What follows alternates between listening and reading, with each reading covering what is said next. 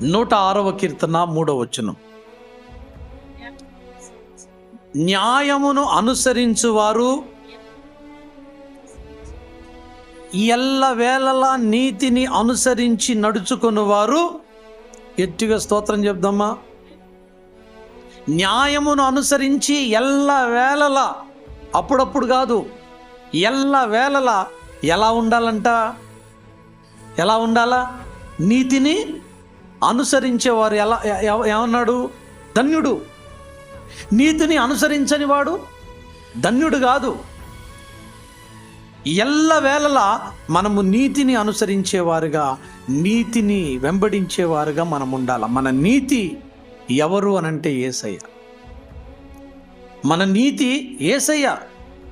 ఆ నీతి కలిగినటువంటి న్యాయాధిపతిని మనం అనుసరించేవారుగా ఉండాలి. ఆయన నీతిని మన జీవితంలో మనము కలిగి ఉండాలి. అప్పుడే మనము ధన్యులమయ్యేటువంటి భాగ్యాన్ని పొందగలుగుతాం. నీతిని అనుసరించకపోతే ధన్యులమవుతామా? నీతి అనేటువంటి మాటకు అర్థం ఏంటి అనంటే యథార్థత, నీతి అనేటువంటి పర్యాయ పదాలు. నీతి, యథార్థత అనేది పర్యాయ పదాలు. పలుమార్లు మనం విన్నాం. ఓసారి ఓ దేవుణ్ణి నమ్ముకున్నటువంటి వ్యక్తి ఓ ప్రాంతానికి ప్రయాణమై వెళ్తా ఉన్నాడంట. ఆ ప్రాంతానికి ప్రయాణమై వెళ్ళేటువంటి వ్యక్తి చాలా పేద స్థితిలో ఉన్నటువంటి వ్యక్తి. అయితే ఏదో పని మీద ఆయన ప్రయాణం వెళ్ళడానికి ఒక బస్సు ఎక్కితే, ఆ బస్సులు ఎక్కిన తర్వాత ఆయన చేరాల్సినటువంటి ప్రాంతానికి చేరడానికి 10 రూపాయల టికెట్. అయితే ఈయన ఏం చేశాడు అనంటే 20 రూపాయలు ఇచ్చాడు ఆయన. టికెట్ ఎంత అంటే 10 రూపాయలు. 10 రూపాయలు టికెట్ తీసుకుంటే ఇంకా అతనికి ఎంత వస్తాయి? 10 రూపాయలు వస్తాయి. సరే, ఇతను ఏం చేశాడు అనంటే ఆ టికెట్ తీసుకొని కూర్చున్న తర్వాత కండక్టర్ చిల్లర తీసి ఇచ్చాడు. 20 రూపాయలు ఇచ్చిన ఆయనకి 10 రూపాయలు రావాలి. కానీ విచిత్రం ఏంటి అనంటే 20 రూపాయలు ఇచ్చిన ఆయనకి తిరిగి ఎంత ఇచ్చాడయ్యా అనంటే 90 రూపాయలు ఇచ్చాడు.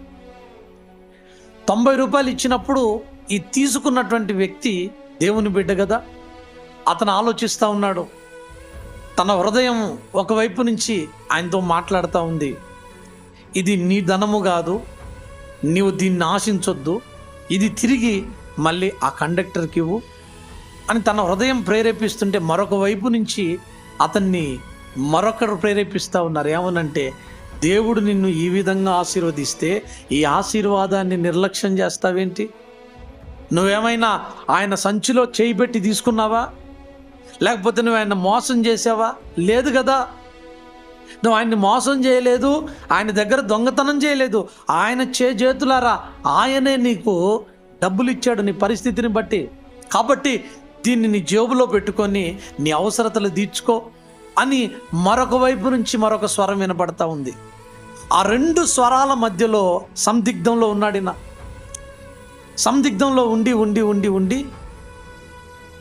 బస్సు దిగే లోపును ఏం చేయాలని ఆలోచిస్తూ బస్సు దిగే ముందు అతను కండక్టర్ దగ్గరకు వచ్చి, అయ్యా, ఇందాక నేను మీ దగ్గర టికెట్ తీసుకున్నప్పుడు మీకు ఇచ్చినటువంటి అమౌంట్ 20 రూపాయలు. 20 రూపాయల్లో 10 రూపాయలు టికెట్కి పోతే నాకు రావాల్సింది 10 రూపాయలు. కానీ మీరు పొరపాటున నాకు 90 రూపాయలు ఇచ్చారు. కాబట్టి ఈ 90 రూపాయలు నాయి కాదు, నాకు రావాల్సినటువంటి 10 రూపాయలు నాకు ఇచ్చి మిగిలిన 80 రూపాయలు మీరు తీసుకోండి అయ్యా. ఆయనతో మాట అన్నప్పుడు అతను వెంటనే చెప్పాడంట, అయ్యా, నేను పొరపాటున ఇవ్వలేదు, నేను కావాలనే ఇచ్చాను. అదేంటండి, ఎందుకు ఇచ్చారు మీరు అనంటే, నీ మెడలో యేసు ప్రభు యొక్క సిలువ కనపడతా ఉంది. నువ్వు యేసు ప్రభు నమ్ముకున్నావు అని నీ సిలువను బట్టి నేను గుర్తెరిగాను. యేసు ప్రభువుని నమ్ముకొని వెంబడించేటువంటి వారు నీతిని, యథార్థతను కలిగి ఉంటారు అని చాలా మార్లు నేను విన్నా. ఆ యథార్థత, నీతి నీలో ఎంత ఉందో తెలుసుకుందాము అని నేను కావాలనే ఆ ధనాన్ని నీకు ఇచ్చానయ్యా. నిజంగా యేసు ప్రభువుని నమ్ముకున్నటువంటి వారు నీతి, యథార్థతని అనుసరించేవారని ఇందును బట్టి నాకు అర్థమైంది. దేవునికి స్తోత్రం కలుగునుగాక. ఆ ప్రభువుని కూడా నేను విశ్వసిస్తానయ్యా అని చెప్పేసి ఆయన చెప్పిన మాట.